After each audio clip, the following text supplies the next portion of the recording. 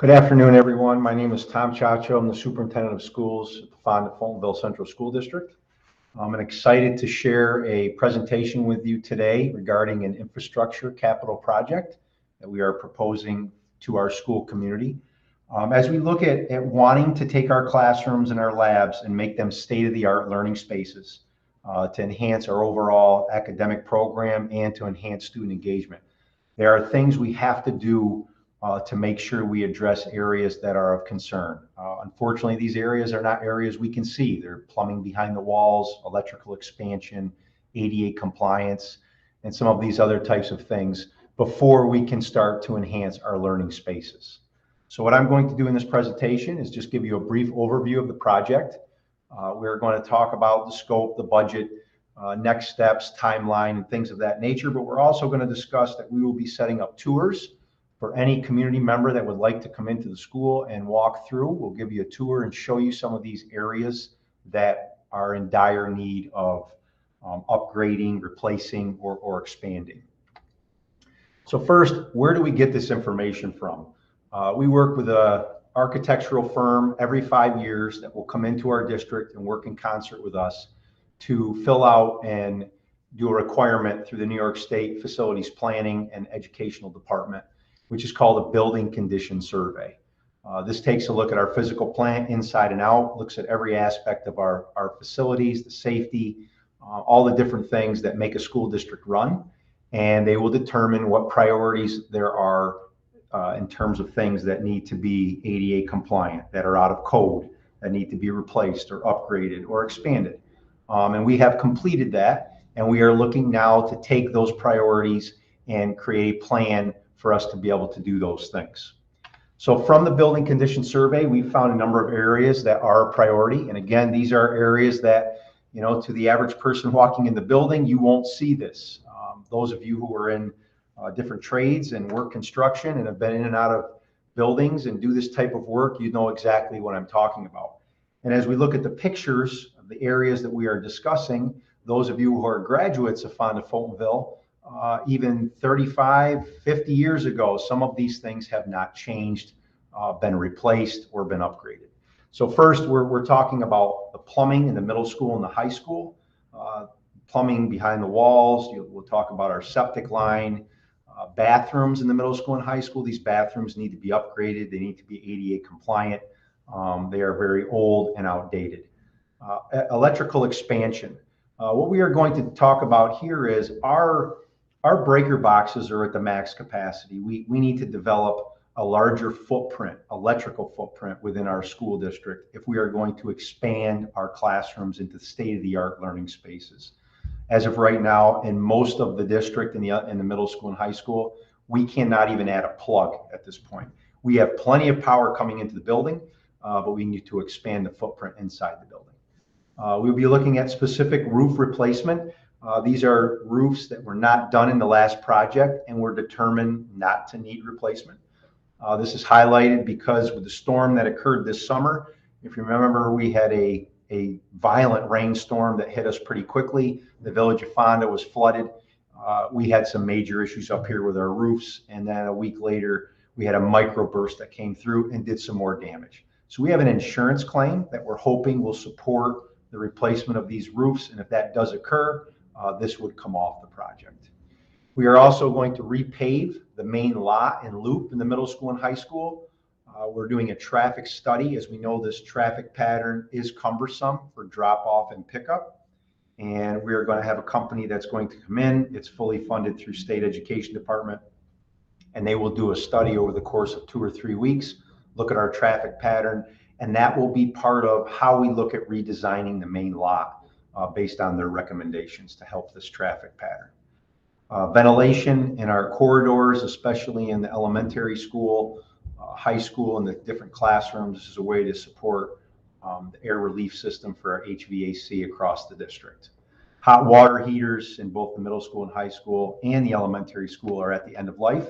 Some are extremely old and need to be replaced. So just to give you some visuals, I do much better when I can see things instead of just having them in print. These are our bathrooms in the middle school and high school. These are what we call gang bathrooms. They have multiple toilets and sinks. And for those of you who graduated from Fonda-Fultonville within the last 40 years, these should look very familiar because they have not been changed. But plumbing needs to be upgraded behind the walls, and then new fixtures, and the whole thing would need to be overhauled. Just to give you an idea what this may look like, again, this can show you that we have to be ADA compliant, which we are not at this time, and make sure that we are doing things up to code in this project.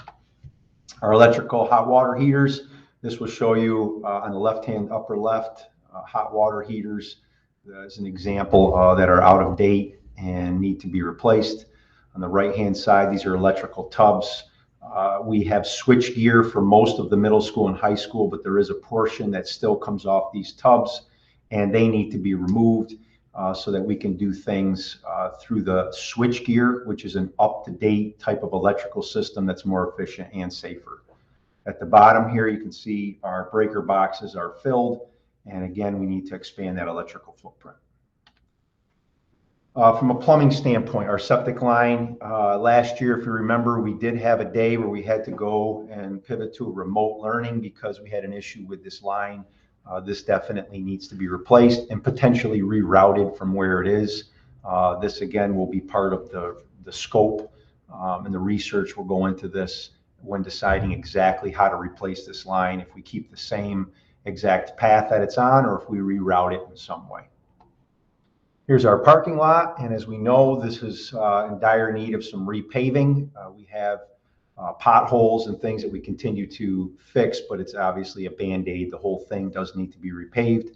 We have drains that have broken down and also need to be rebuilt. And with this traffic study, we may see a different curbing system, a different sidewalk system that goes in here to make a more efficient, smooth, and safer traffic pattern. So we also have some priority 2 things that came out of this building condition survey and some efficiencies. We are going to be relocating the kitchen. Right now, the kitchen is at the farthest end of the district, and we cook our food in one location, and then they are pushed out. The food is pushed out to all the different cafeterias. We have gigantic carts that go through the hallways to keep food warm or cold, and it's not very efficient. We also have storage in our basement that definitely needs to move up to the main level for different reasons, from having files that are damaged just due to dampness and not having that climate control. We have files we have to keep on record for at least 2 to 3 years when it comes to state exams.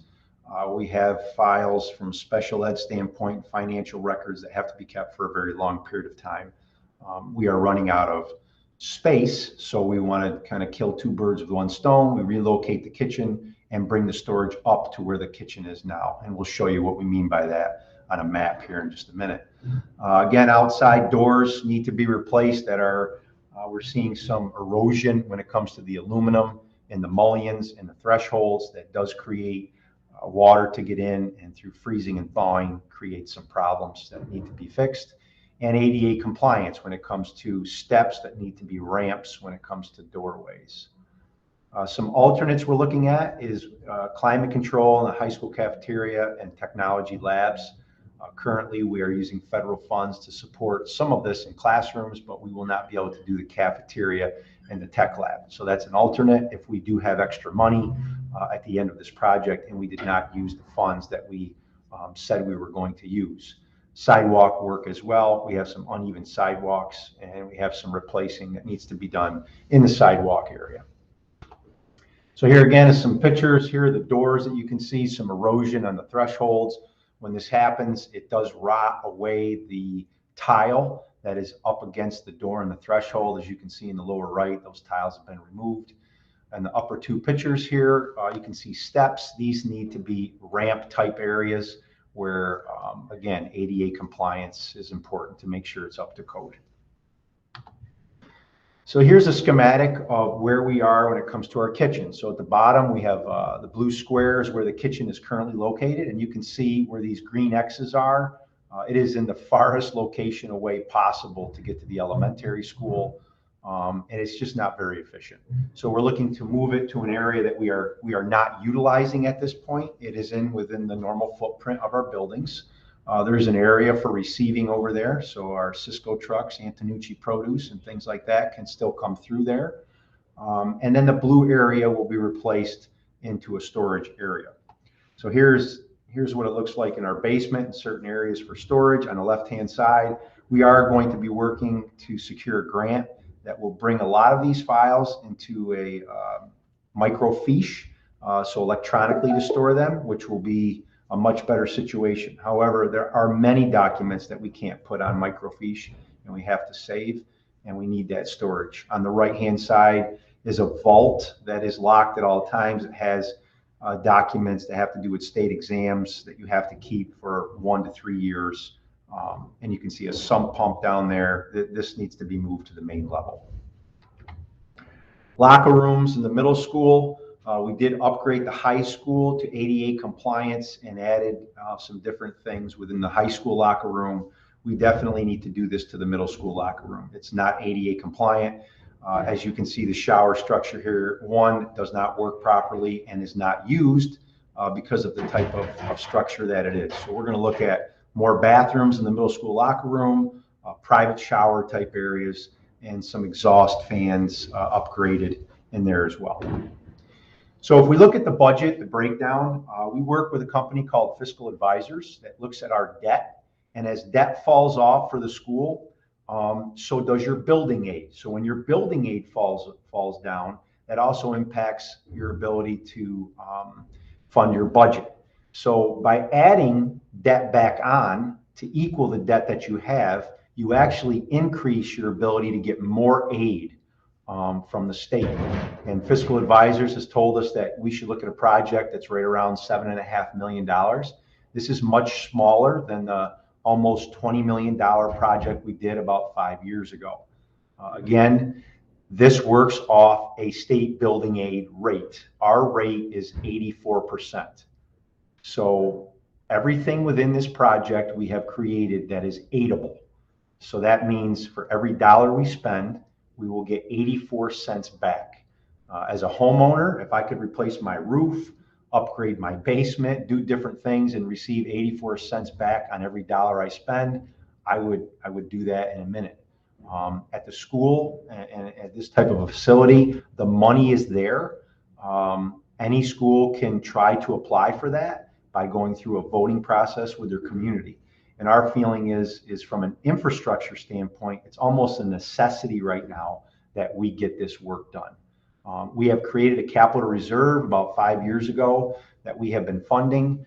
And by taking money out of that reserve, it will create a scenario where there would be no school tax impact on this project. So at $7.5 million, we would use the capital reserve to hit the difference, which would be 16%, so 84% from the state, 16% has to be raised on the local level, which we already have within our capital reserve and what we call our H fund. The other thing to keep in mind is this aid doesn't just come on the principal, it also comes on the interest. So again, from a financial standpoint, that's how this breaks out. So what's our timeline? So as we look at this, we gave a community presentation to our Board of Education last month, and we are giving this presentation now that will stay on our webpage for people to access. And again, if you have questions, please contact my office and be happy to answer any of those. And we will be setting up those tours between, I would say at this point, it would be between January and May for people to walk through our building and see exactly firsthand what we are talking about. We will be going out to all of you on May 17th with our normal budget vote. And on there will be propositions for this capital project and to utilize the capital reserve. We need your permission to take the money out of that capital reserve to offset so that there is no burden placed on the taxpayers for this project. Once that occurs, there is a whole process that has to be done with our architects, state aid planning, and the New York State Education Department before anything can begin. And we know the supply chain is an issue and trying to get things done in a timely manner. So we're trying to space this out over a time period that allows us to account for that supply chain, and we're looking at work that would begin in the summer of 2023. So these are just some of the steps that has to take place once the May 17th vote happens. If everything is approved and we can move forward, we can get these things in place. We can begin the bidding process, order equipment and things that need to be installed, and that will help us in terms of the supply chain to be ready by the summer of 2023. These are the propositions that you will see when it comes to when you come in to vote. There'll be a capital project proposition that will also have permissions for us to utilize the capital reserve. Again, we need your permission to use that. And we'll be also looking to create another capital reserve, which will set us up not only for the next project, but also for larger types of purchases that the district may be looking at, whether it's a maintenance vehicle, potentially a bus, furniture that costs an exorbitant amount of money. If we put money into a capital reserve, we're able to draw out of that reserve with the community's okay through a vote. So the second proposition would be to establish another capital reserve, because we will be eliminating the one we have now by taking the money out for support of this capital project. So again, if you have any questions, please contact my office and we will be able to answer those questions for you, or give you the information that you would like, or provide you with a tour. Thank you very much for tuning in and taking the time to watch this presentation.